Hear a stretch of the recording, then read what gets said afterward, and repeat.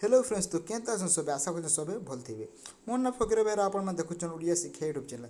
तो फ्रेंड्स मैंने आपण लगे जब फिर गोटे नुआ अपडेट नहीं आसी आज भिडियो आप जानपाई पाइबे जो सुभद्रा योजना तार द्वितीय पर्याय टंका रही आपण मानक केवे एवं केमी आपण अकाउंट को ट्रांसफर हो आज भिडियो आपने जानवा पाइबे। तो चलते फ्रेंड्स बेसी देरी वीडियो को आम आरंभ करदेबा। जदि आपण मैंने सुभद्रा योजना ऑनलाइन रे आवेदन करथिले तो फ्रेंड्स आपण मानक पई खुशी खबर बहुत जल्दी सुभद्रा योजना तार द्वितीय पर्याय टंका बा 2 नंबर फेज टी आपण मानक बैंक अकाउंट को ट्रांसफर हो बोली सरकार पक्षर नोटिफिकेशन टी आसी जाइछि। यह द्वारा आपण मानक अकाउंट को बहुत जल्दी आसीबो सुभद्रा टंका। जदि आपण माने सुभद्रा योजना रे आवेदन करथिले तेबे आपण अकाउंट को बहुत जल्दी टंका आसीबो बोली सरकार पक्षर कहा जाइछि। यही टंकाटी आपण मानक यही अक्टोबर मास 9 तारिख रे आपणक अकाउंट को टंकाटी आसीजिवो। दुर्गा पूजा उपलक्षे माँ मानक भेटी देछंती सुभद्रा योजना टंका द्वितीय पर्याय आपण मानक यही दशहरा दिन अक्टोबर 9 तारिख दिन आपणक बैंक अकाउंट को ट्रांसफर हो जिवो टंका।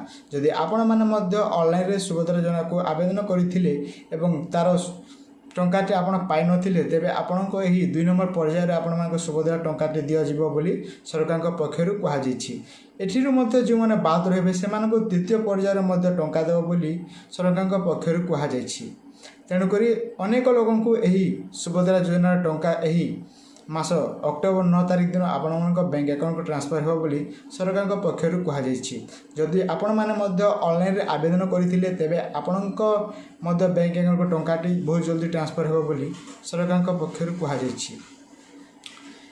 एही सुभद्रा योजना टंका आपण मानकू यही 9 तारिख दिन आपण मानक 12 बजे आपणक बैंक अकाउंट को ट्रांसफर हो बोली सरकार पक्षर कहा जाइछि। जदि आपण माने मध्य एहा प्रति जदि आपण जदि आवेदन करिथिबे तेबे आपणक अकाउंट को बहुत जल्दी टंकाटी आसी जिवो। आगरो 25 लाख योग्य हिताधिकारी टंका पाइथिबा बेले एथरो 47 लाख हिताधिकारी टंका पाइबे बोली सरकार पक्षर कहा जाइछि। सेति मध्यरु आपण मध्य होई पारंती। जदि आपण मध्य ऑनलाइन रे आवेदन करिथिले तेबे आपण मानक मध्य सुभद्रा टंकाटी बहुत जल्दी आपणक बैंक अकाउंट को ट्रांसफर हो बोली सरकार पक्षर कहा जाइछि।